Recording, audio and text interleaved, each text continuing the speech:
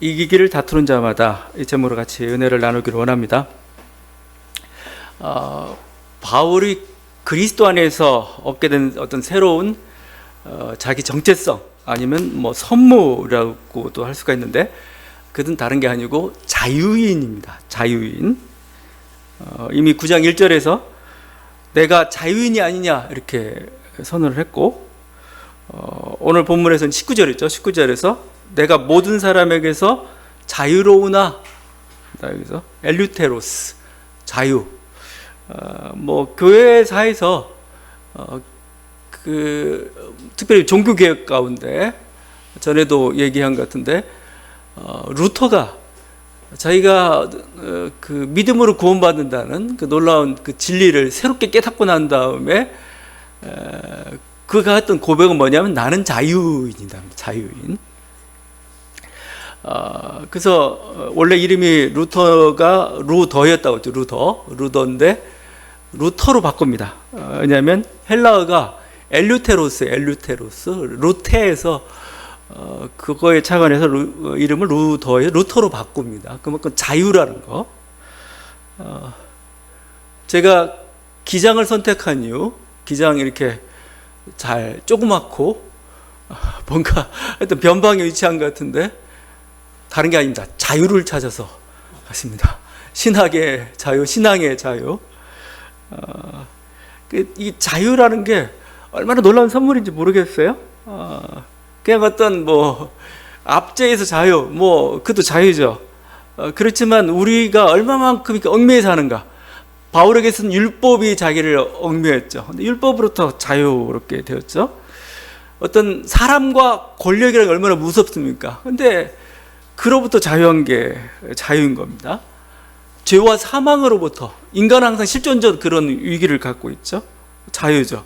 또 무지와 욕망이죠. 욕망이 끌려 사는 존재죠.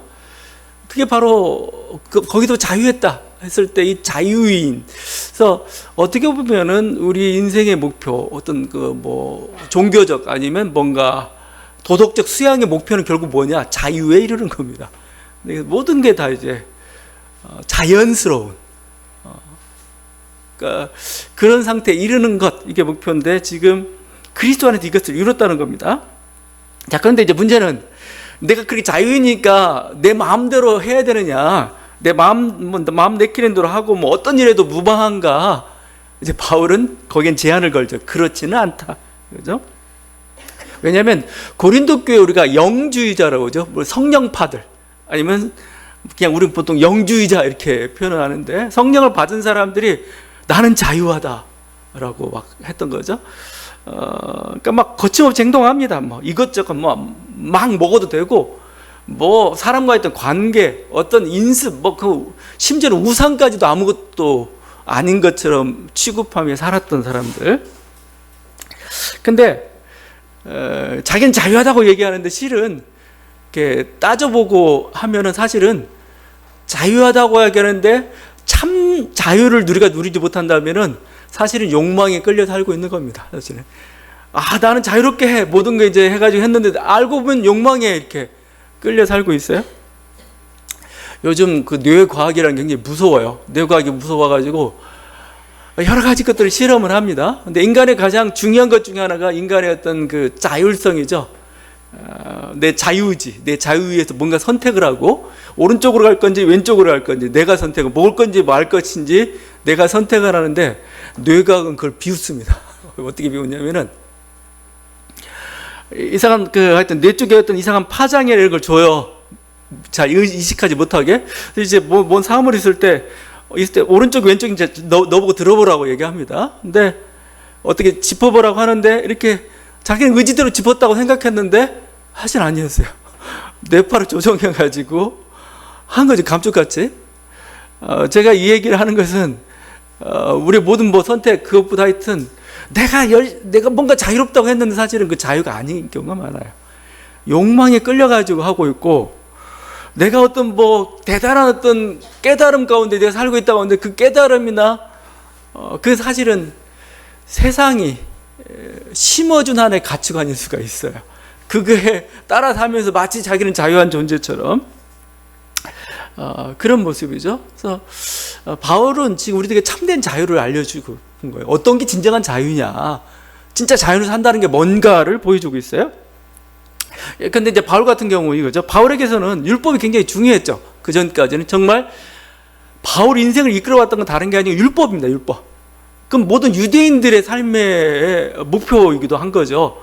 그래서 시편 1편이 시편 150편의 전체 하나의 기관차와 같은 거고 그런 건데, 시편 1편이 뭘 얘기하고 있냐면은 율법에 대한 이야기를 하고 있어요. 주여로 묵상하고 이렇게 말씀을 따라 순종하는 자 그가 복이 있다는 거고, 그 인생의 목표가 이렇게 다 되어 있어요. 바울은 그래서 이 율법을 위해서라면 죽을 각오도 했습니다. 또 심지어는 율법 때문에 폭력과 살인을 행하기도 했어요. 율법이 어긋나니까. 왜 율법 어긋나 행해? 폭력을 행사하고 살인까지 됐죠. 그러나 그가 그리스도를 알고, 이제 그래서 그 고상한 지식이라고 표현하고 있는데, 고상한 지식을 얻고 구원받고 그러다 보니까 이제는 율법을 자유하게 됐습니다. 정말 율법이 아니었구나, 율법이 나를 정말 자유롭게 해주는 그게 아니었고 오히려 율법 때문에 얽매여 살았구나, 그리스도를 통해서 알게 된 거죠. 그러면서 바울은 뭐라고까지 얘기했냐면, 이렇게 표현한 게 자유했다라는 표현을, 이게 더 정확한 것 같아요. 내가 죽었다고 표현합니다. 내가 율법에 죽었다, 내가 그리스도와 함께 십자가에 못 박혔다라고 얘기했을 때 그 핵심 어디가 들어가 있느냐, 내가 율법에 대해서 죽었다, 이렇게 표현합니다. 그러니까 새로운 존재예요. 난 더 이상 율법에 얽매일 필요도 없어. 이제 뭔가 율법 때문에 이제 분노하지도 않아요. 그래서 왜 이제 율법 무관심한 존재가 전혀 흥미도 못 느끼고 뭐 그런 존재가 되어버렸습니다. 이게 그 율법에 자유롭게 되었다는 거죠. 어떻게 보면 율법으로 여기뿐만 아니고 이제는 핏줄로부터 혈연이라는 게 대단한 거죠. 혈연으로부터도 자유롭게 되었습니다. 유대 민족이라는 그런 혈연성을 탈피한, 그래서 물론 이제 하늘나라의 심이지만 결국 이렇게 세상적으로 규정해 본다면은 바울은 어떤 존재냐, 코스모폴리탄적 세계인이라고 부를 수가 있습니다. 모든 민족, 국경, 신분, 차이를 떠나서 모두가 한 형제, 한 자매를 그리스도 안에서 코스모폴리탄적 그 존재가 되었던 거죠. 그러니까 민족이란 핏줄이라는 것으로부터 얽매이던 것도 자유롭게 된 그런 존재예요.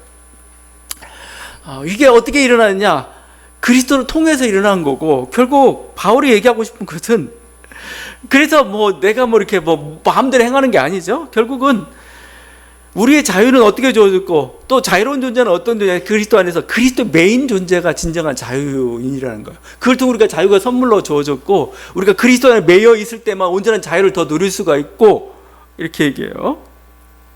자유라는 것은 그리스도에게 매였을 때, 그리스도를 알게 되었을 때 얻게 된 거였어요. 그리스도는 크신 분을 알고 나니까 이제 뭐요, 그 밑에 땅에 있던 그 모든 사소한 것들이 다 이제 거기서 해방되게 된 거죠. 그래서 바울에게서는 이제 그리스도를 얻고 이 그리스도를 전하는 그게 그의 인생의 목적이 되었죠. 그래서 나는 이제 이걸 위해서 달려간다 이거죠. 왜? 그리스도 가장 고상하고 이분이 자유를 주기 때문에. 그래서 이분을 알고 이분을 전하는 게 나의 필생의 목표가 되어서 이제 갔죠. 자, 근데 이렇게 이제 그리스도 안에 온전한 자유를 얻었기 때문에 바울의 입장은 이런 겁니다. 자, 근데 이제 내 그리스도를 전해야 되는데 뭐 예를 들면 이제 여러 사람의 모습들이 있단 말이에요. 유대인도 있고 이방인도 있고, 율법에 매여 있는 자도 있고 매여 있지 않는 자도 있고, 믿음이 강한 자도 있고 연약한 자도 있고, 근데 나는 그리스도를 전하기 위해서 이제 그들처럼 되겠다 이겁니다. 그들처럼, 그들과 같은 모습. 왜? 그래야 복음을 전할 수가 있고 그들이 들을 수가 있으니까 그들처럼 되겠다라고. 그러면 그건 자유의 폭이냐? 아니라고 얘기합니다. 자유의 왜 우리가 하나님께서 자유를 주셨는가 이거죠. 사실은 그 바울에게서는 더 이상 내가 유대인 아니냐가 의미가 없어요. 내가 율법을 지키냐 지키지 않느냐가 별 관심이 없어요. 의미가 없어요. 그냥 필요하면 지키고 아니면 안 지켜도 되는 그냥 그야말로 자유한 존재예요.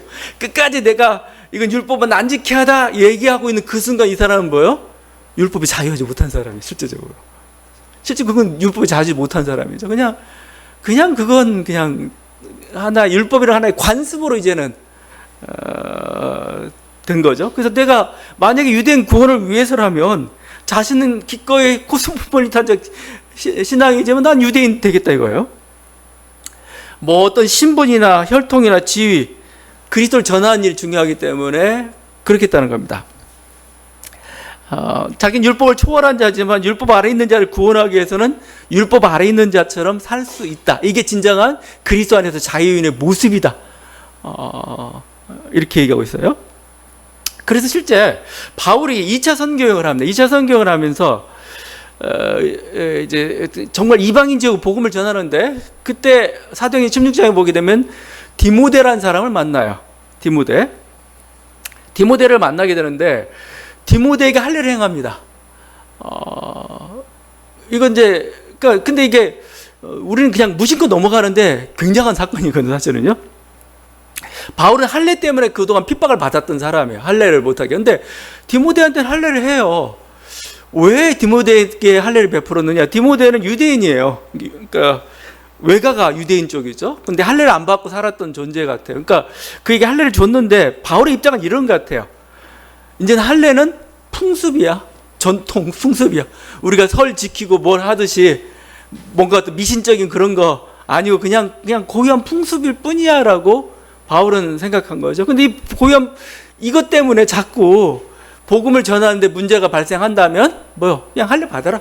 그래가지고 그냥 한 겁니다. 내가 유대인을 얻기 위해서 유대인처럼 된 케이스가 바로 이 디모데에게 할례를 준 겁니다. 근데 반면에 어느 때는 할례 가지고 그렇게 막 싸워요. 실제 바울은 그렇게까지 얘기합니다. 내가 이 할례를 줬더라면 내가 이렇게까지 핍박을 받지 않았을 것이다. 얘기합니다. 바울이 41 감암매를 5번이나 이렇게 맞았다고 얘기합니다.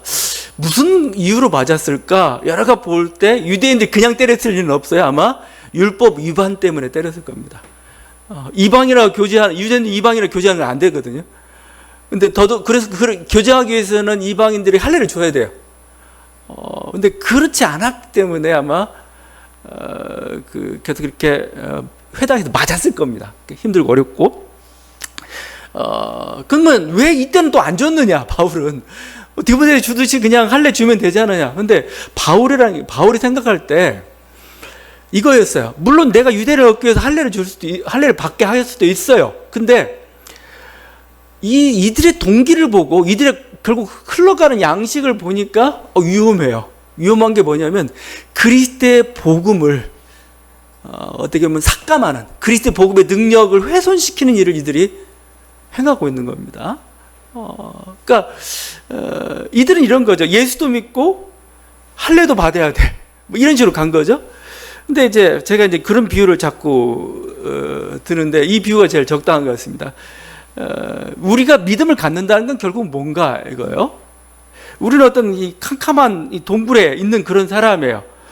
그때 그 율법이라는 이렇게 촛불이 이렇게 밝혀졌습니다. 얼마나 화나가 좋지 않아요. 그걸로 모든 걸 할 수가 있습니다.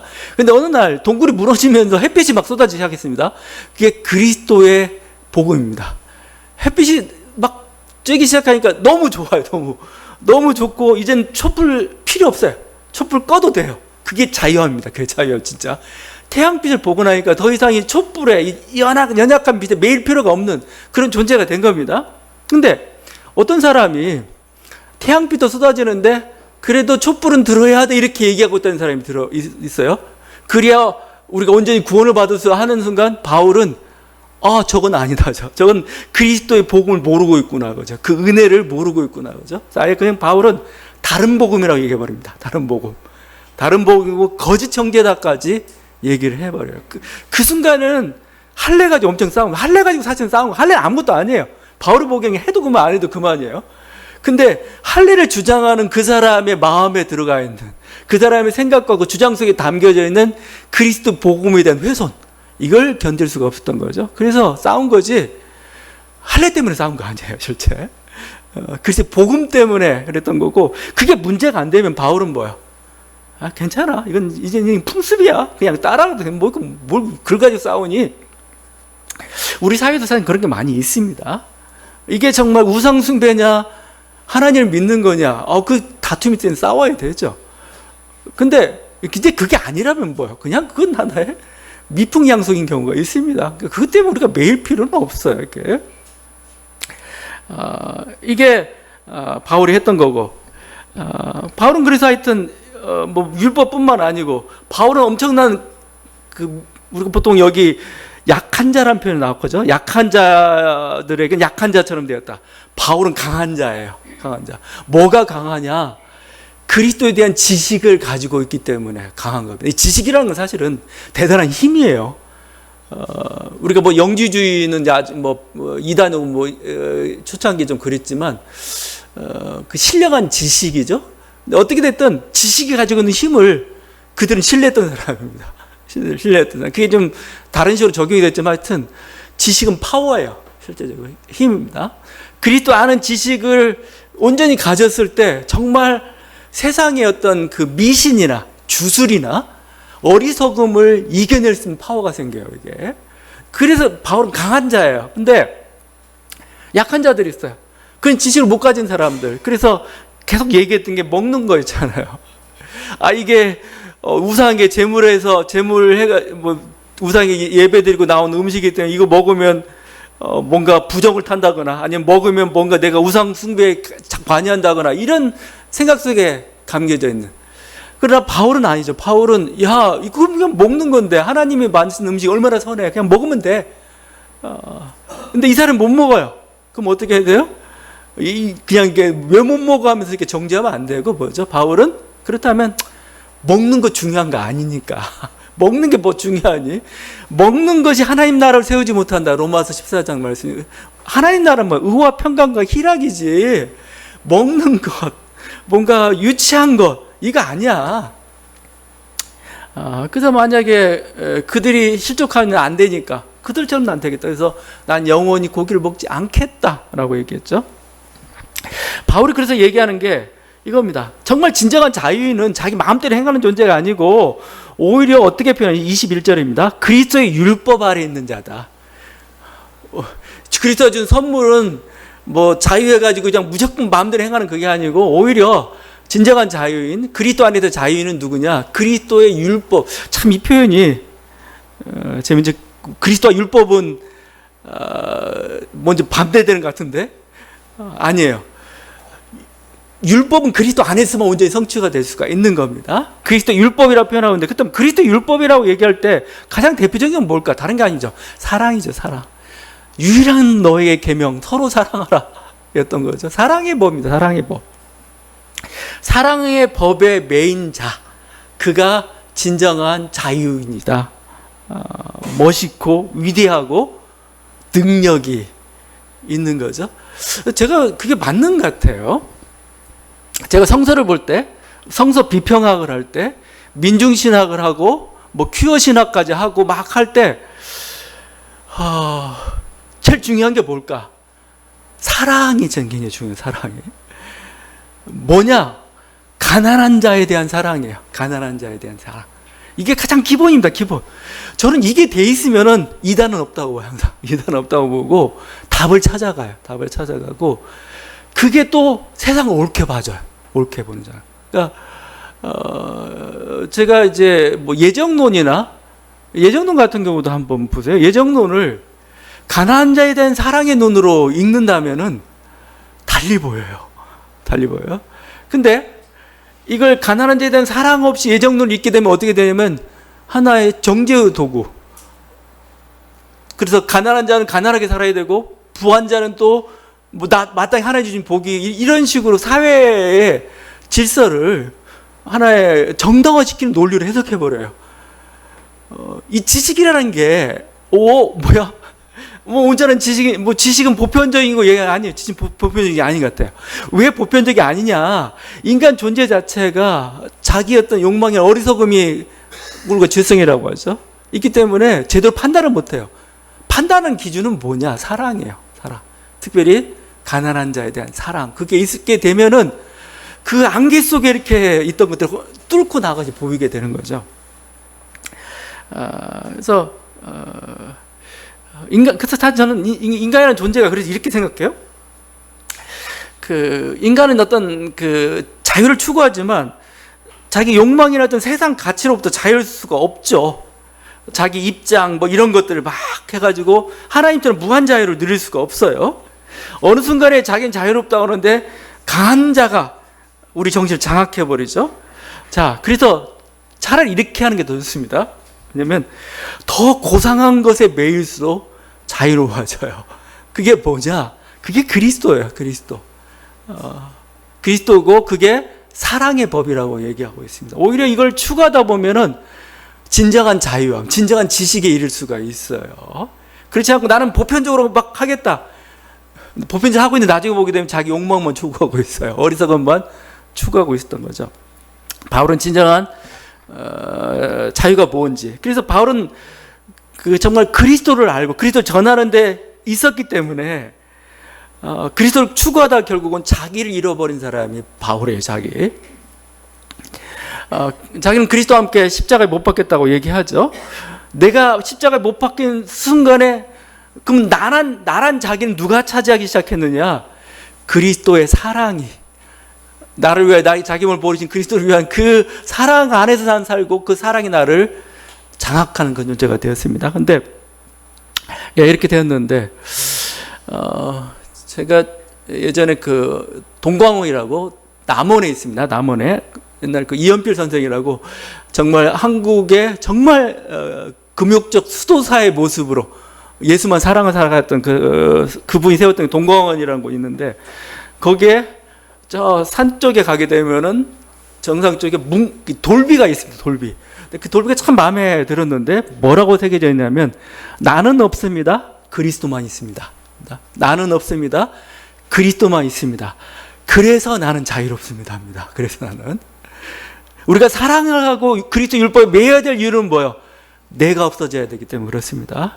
그러면서 우리 안에 채워지는 거 뭡니까? 그리스도입니다. 그리스도만 내 아이가 있는 거죠. 그리스도는 하나님이에요. 그리스도는 진리 자체이고 그렇습니다.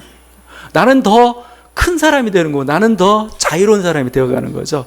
그래서 이제 나의 자의식이라는 게 이제 사라져가는 거예요. 내 자의식을 그리스도가 이제 채워져 가는 과정. 이게 바울이 어떻게 보면은 일생 동안, 평생 동안 그리스도를 알고자 이렇게 갔던 고상한 지식으로 표현했던 겁니다. 자, 하여튼 이런 과정 속에서 이제 그게 진정한 자유인이고 뭐 그런 거죠. 그러면서 이제 이 고린도 교인들한테 얘기하는 거죠. 고린도 교회 어떤 강한 자들에게 묻는 거죠. 정말 네가 자유를 이루고 싶으냐는 겁니다. 이루고 싶은 거고 정말 인생에서 네가 정말 진정한 소중한 것을 지금 추구하고 있느냐라고 묻고 있어요. 가장 소중한 것, 가장 본질적인 것을 이렇게 추구해야 되지 어떤 그 뭔가 사소한 것, 부차적인 것, 뭔가 허망한 것 그걸 추구해서는 온전한 자유도 이룰 수도 없고 정말 주님이 주신 그 온전한 선물도 받을 수가 없는 거죠. 결국 그걸 어떻게 표현하고 있느냐? 그리스도 아는 지식이라고 표현하고 있고 우리 어떤 좀 더 나아가 다른 식으로 표현하는 게 우리의 구원이라 표현해요. 우리의 구원 아니면 하늘나라. 우리의 목표가 뭐냐 이거죠. 결국 우리가 그리스도를 만나고 해서 온전한 자유함도 이루겠지만 자유함의 어떤 총체, 자유함의 어떤 결정적인 건 결국 하늘나라예요. 하늘나라. 내가 하늘나라에 들어가는 겁니다. 들어가는 거고 그게 우리가 구원이라고 표현하고 있는 거죠. 사실 우리는 그 목표를 향해서 이렇게 가는 거고 자유라는 건 어떻게 보면은 미리 맛보여주는 선물과 같은 그겁니다. 그래서 네가 온전한 자유 그게 하늘나라입니다. 사실은요. 여기에 이르려면은 뭐요? 그걸 우리가 목표로 해서 가는 거죠. 그래서 만약에 그 목표에 이르는 데 있어서 뭔가 장애가 되는 거 있다면 그것들은 다 절제하고 또 인내하고 또 조절하고 뭔가 다시 돌이키고 그래서 그 방향을 향해서 갈 수 있도록 해줘야 되는 거죠. 거기서 지금 예로 들고 있는 게 운동선수들 예를 들고 있습니다. 거기. 그러니까 우리가 하나의 그 자유의 궁극적인 자유의 목표 아니면 하늘나라는 그 목표가 새겨졌고 그것을 향해서 달려가는데 마치 그 목표지 가장 투철한 게 사실은 운동선수예요. 운동선수. 그래서 그 운동선수의 예를 보여주면서 너희들도 이렇게 해야 된다 얘기하는 거예요. 이 운동 경기가 나오고 있는데 거기 경기장에서 하는 단어가 스타디움입니다. 스타디움. 헬라어 스타디움, 헬라에서 나왔는데 고린도 지역에서는 그 유명한 축제가 하나가 있습니다. 올림픽 축제, 올림픽 경기가 같이 함께하는 거예요. 고대 올림픽 경기와 거의 버금가는 게 이스트미안 축제라고 해서 이스트미안 포세이돈 바다의 신을 기념하는 그 축제입니다. 2년마다 한 번씩 열렸어요. 제가 보면 바울도 분명히 참관했을 겁니다. 보았을 겁니다. 왜냐하면 2년마다 한 번씩 뭐 대대적인 행사이기 때문에 다 모이죠. 거기서 그걸 하나의 모범으로 예를 듭니다. 운동장에서 다름질하는 자들이 다 달릴지라도 오직 상을 받는 사람은 한 사람인 줄 너희가 알지 못하느냐. 그죠? 운동장에 지금 다름박질 100m 경주를 하고 있습니다. 근데 결국 1등만 이 올개관을 쓰게 되죠. 상 받을 사람은 한 사람입니다. 승리하기 위해서는 어떻게 해야 돼요? 전심전력해야 돼요. 전심전력 달려야 승리할 수가 있고 자기가 1등 그 올개관을 이렇게 받을 수가 있어요. 근데 제가 이제 육상 경기 같은 거 굉장히 좋아하는데 요즘은 그 카메라 기술들이 이렇게 발달해가지고 이 100m 선수가 그 골인하기까지 과정 아주 슬로우 모션으로 아주 선명한 화질로 해서 쫙 보여줍니다. 근데 참 감동적인 게 뭐냐면 막 표정 하나부터 근육 하나, 신경 하나까지 막 그 목표를 향해서 이렇게 막 집중하고 있는 겁니다. 집중하고 모든 신경이랄지 모든 근육이 거기만 향해서 집중하고 있어요. 그러니까 지금 바울이 그걸 얘기하고 있어요. 너의 목표를 위해서 그 하늘나라는 목표, 그 목표를 달리는데 정말 거추장스러운 거, 또 전심전력하지 못하게 하는 요소가 있다면 버려라. 그거 다 버리고 그 방을 향해라는 거죠. 25절에 이길 길을 다투는 자마다 모든 일에 절제하나니. 이 절제죠, 절제. 우리들에게 필요한 건 절제입니다. 절제는 저는 뭐라고 표현하냐면은 집중력이라고 봐요. 집중력. 그러니까 우리가 힘이 없는 게 아니에요. 힘이 없는 게 아닙니다. 힘을 한 곳에 모으지 못하는 게 사실은 문제일 수가 있죠. 운동선수가 먹을 것 다 먹고 놀 것 다 놀고 자기 화낼 것 다 화내고 뭔가 말할 것 다 말하고 그러면 안 돼요. 그냥 요즘 손흥민 선수는 축구 선수인데 좀 수도사 같아요. 수도사. 그래서 그 나이에 연애도 안 하나. 물론 뭐 연애하면서도 할 수 있겠지만 하여튼 그 자세 중에 하나가 결국 절제하는 거죠. 절제. 왜냐하면 나는 이 축구 선수로서 아주 가장 탁월한 축구 선수로서 사실은 연애라는 게 장애가 활력소가 될 수도 있겠지만 장애라고 평가하면 뭐 당분간 참을 수도 있겠죠. 그걸 지금 요구하고 있는 겁니다.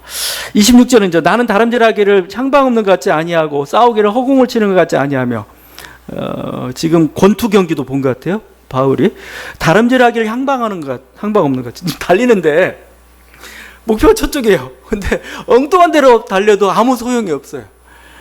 엉뚱한 대로 빨리 달리면 더 문제입니다. 차라리. 그래서 사실은 우리는 계속 하는 얘기가 속도가 중요한 게 아니다. 방향이다, 방향. 그러니까 어느 방향이냐. 여러분 방향만 섰다면 괜찮아요. 더디 가더라도 결국은 가게 돼 있어요. 계속 노려보고 주시하고 가다 보면 언젠가는 뚫리게 돼 있고 열리게 되어 있어요. 근데 엉뚱한 방향으로 가게 되면 더 이상 답이 없어요. 답이. 어느 분이 그 자녀들 코치하면서 그런 얘기하는데 그거 괜찮은 것 같아요. 왜냐하면 자기들이 은사가 있고 자기들이 해야 될 게 잘 모르겠잖아요. 그래서 어떻게 그걸 정할 수 있느냐라고 했더니 이렇게 합니다. 그냥 일단 좀 반대 방향으로만 가지 마라. 이거 반대 방향. 지금 목표가 부산이에요. 부산인데 평양으로 가면 안 되거든요. 이거. 그러면 어디까지는 통역이 되냐? 광주나 목포는 괜찮다 이거죠. 왜냐하면 그 방향으로 이렇게 뭐 어렴풋이 비슷한 방향이잖아. 쭉 가다 보면 이제 조금씩 조정해 가면서 이제 가면 돼요. 그러니까 제가 얘기하고 싶은 중요한 것은 방향이라는 겁니다. 이쪽 방향 같은 명확히 뚜렷이 보이지 않을지라도 우리는 가는 거예요. 가다가 보면서 이제 점점 하나씩 또렷해지면서 이게 내 거다 하고 이제 공격되는 거죠. 하여튼 그래서 방향이 중요합니다. 그래서 뭐 이 권투 선수 얘기가 나오죠. 권투 선수도 막 권투를 하는데 아무리 많은 주먹을 휘둘러도 이 허공만 가르면 안 되죠. 허공만 가르다가는 정말 힘만 빠지고 말죠. 절제하면 기다리다가 정확히 한 방을 뻗어야 됩니다. 나머지는 살살살 하더라도 정타는 숨기고 있다가 정확한 순간에 그것을 해야 우리가 성공할 수가 있죠. 승리할 수가 있는데 이게 운동선수 단순한 얘기지만 우리 어떤 삶을 이걸 적용한다면 참 우리가 현명하고 승리하는 인생이 될 거예요. 근데 우리 인생에서 얼마나 목표의식이 없고 또 이렇게 헛된 데 낭비하는 게 얼마나 많은지 모르겠어요. 실제 지나고 나면 쓸데없는 시간들이 너무나 많은 것 같고 요즘 이제 다른 생각합니다. 쓸데없는 건 아니다. 쓸데없는 건 언젠가는 쓰임이 될 거다. 근데 중요한 것은 목표다. 목표. 그것만 바라보고 있다면, 그것만 기도하고 있다면, 그 방향으로 간다면은 결국 쓸데없는 또 조화를 이루어서 가게 될 거다. 그렇지만 하여튼 쓸데없는 것들은 쳐내줘야 됩니다. 자꾸 쳐내주고 정리해가고 쓸데없는 것들을 쓸데 있는 것으로 자꾸 이제 그쪽으로 방향을 맞춰 가줘야 결국 승리할 수가 있는 거고 지금 이래요. 지금 하는 얘기가 너희들 자유를 얻었다는 자들, 강한 자들, 너 그냥 자유분방하게 살고 있는데 결국 넌 그러다가 하늘나라 못 가. 이겁니다. 하늘나라 못 가. 결국 너 그러다가 우리들이 정작 가야 될 그 중요한 목표인 하늘나라 못 간다 이거죠. 그렇다면 바울은 여기서 네가 소위 생각하는 자유 좀 제한해. 그래야 네가 하늘나라에 들어갈 수가 있어. 지금 얘기하고 있는 거예요. 바울은 어떻게 보면 심각한 어조로 경고합니다. 자기한테 얘기하고 27절이죠. 내가 내 몸을 복종하게 하면 내가 남에게 전파한 후에 자신이 도리어 버림을 당할까 두려워하미로다. 자기 몸을 막 치고 있다는 겁니다. 쳐가지고 막 이렇게 자꾸 엉뚱한 데로 가지 않도록, 엉뚱한 습관이 들지 않도록 그 목표를 향해서만 갈 수 있도록 자기 몸을 막 쳐요. 왜냐하면 내가 이렇게 하지 않으면 어떤 두려움을 표현하고 있냐면 버림을 받을까. 버림. 지금 우리가 여기 정작 우리가 목표로 간 하늘나라에 향해서 막 가야 되는데 하늘나라로 가지 않고 그냥 이 땅에서 뭔가 권력과 모든 영광들을 누리고 그냥 아주 그냥 나태하게 살아가게 되면 어떻게 되는가? 결국 내침을 당한다는 겁니다. 그리스도의 구원에 못 들어가고 하늘나라에 못 들어간다는 거예요. 저는 그래서 믿음이라는 단어는 어떻게 번역하는 게 낫냐면 충성으로 번역하는 게 나아요. 충성. 우리가 나태해지는 이유 중에 하나가 뭔지 아세요? 믿음을 잘못 정의하고 있어요. 믿음을 마치 한번 예수 믿고 난 예수 믿어. 난 지금도 예수를 믿고 있고 신뢰해. 나는 내 죄가 아니고 나는 그리스도만을 믿고 그리스도 나를 주님에 모셔. 이 고백만 하고 있으면 자기가 하늘나라 갈 거라고 생각하고 삶 속에는 그냥 모든 권력과 영광, 즐거움 다 누리고 이러고 살고 있어요. 그러면 하늘나라 갈 거라고. 근데 바울은 아니라고 얘기하고 있어요. 왜? 그럼 문제가 뭐가 발생할까? 믿음이 잘못됐어요. 그게 믿음이 아니에요. 믿음은 충성이에요. 충성입니다. 충성으로 바꾸는 게 가장 정확해요. 그럼 충성이라는 게 그건 뭐예요? 예수 그리스도를 나의 주님으로 모시는 게 충성이죠. 제일 시작입니다. 그 다음에 뭐죠? 예수님 말씀에 따르는 게, 순종하는 게 충성이에요. 다른 게 아닙니다. 예수님 이렇게 살라고 그랬어요. 바울은 뭐죠? 이방인의 사도로서 살아가는 게 충성이 그게 믿음이에요. 보세요. 여러분이 주인이 하나님이에요. 그리고 우린 종이에요. 종은 뭐야? 종이 해야 될 충성 아니면 종이 가장 주인에게 적합한 건 뭐예요? 뭐죠? 주인이 원하는 뜻대로 사는 거예요. 그럼 뭐죠? 아, 너 잘하고 있다. 네가 비록 무인도에서 아니면 섬에서 등대지기처럼 그냥 아무런 열매 없이 살고 있지만 주인은 너 충성되다고 얘기해요. 왜냐하면 그쪽엔 누가 필요하고 네가 그 일을 하고 있구나. 너 잘하고 있다. 그죠? 그게 충성인 겁니다. 근데 막 이 아주 좋은 목에서 그냥 그물만 치면 막 이렇게 고기가 막 걸리는 그 속에서 막 일을 하고 있어요. 그러니까 얘는 이제 뭐 그 안에도 뭐 수확이 많네. 수확이 많고니까 그러니까 막 누려요. 그러면 주인이 너 수확 많으니까 또 칭찬 그렇지 않아요. 왜냐면 좀 원래 목이 좋은 걸 알고 있거든요. 하라고 했는데 그냥 거기서 그냥 해야 되는데 이걸 자기 걸 막 주님이 가져야 될 그 영광을 자기가 다 누리고 권력까지 다 누리고 있으면은 주님이 뭐라고 하겠어요? 충성되다는 얘기를 안 해요. 그냥 되면 할 겁니다. 왔냐? 그럴 겁니다. 하늘에 갔는데 왔냐? 그래 뭐 수고했다. 이 정도지 충성이라고 붙일 수가 없습니다. 그러니까 제가 얘기하고 싶은 것은 믿음은 충성이에요. 충성. 그러니까 바울이 지금 얘기하는 게 뭐예요? 내가 충성되지 못한 삶을 살지 못할까? 이걸 두려워한 겁니다. 그럼 뭐죠? 주인이 모른다. 그리스도가 모른다는 게 뭐예요? 천국 못 들어가는 거예요. 그리스도가 대충 대면한다. 이게 뭐예요? 정말 하늘 아래 가서 뭐죠? 아주 초라한 그 모습으로 불 가운데 구원받는 그 모습으로 서는 겁니다. 그래서 바울이 이렇게까지 얘기해요. 두렵고 떨림으로 너희 구원을 이루라. 이거 바울이 한 말입니다. 두렵고 떨림으로 너희 구원을 이루라. 이건 구원파가 생각하면 완전히 이게 이상한 거죠. 구원파는 한 번 예수 그리스도에 대한 고백하게 되면 영원히 모든 죄가 다 사함받고 마치 하늘나라에 따놓은 당상처럼 뭔가 티켓 받은 것처럼 생각하고 있는데 영원한 티켓은 없다는 말입니다. 지금 바울은 뭐 내가 열심히 예수 믿고 열심히 가지만 이방인의 사도로서 이 일을 다 감당하지 못한다면은 나는 그리스도부터 떨어질 수도 있다. 충성된 게 아니니까. 이게 바로 믿음이라는 겁니다.